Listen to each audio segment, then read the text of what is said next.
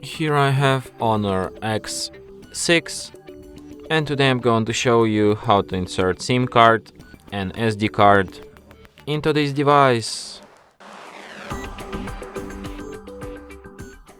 So to do this, you will need this kind of tool, which will help you to eject the SIM card and SD card slot, which is located right here. So what you have to do is to put this tool inside the hole in the slot, slightly press it, and the slot will pop out just like this. So here you have to insert SD card, and right next to it you have SIM card slot. And then you put it back into your device, just like this. And as you can see, it immediately requires PIN code to my SIM card, which is the proof that SIM card is detected. So let's enter it. And there might be a notification, unfortunately not.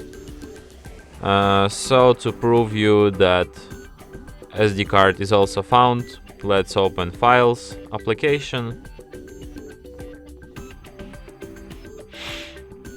Name. So many applications here.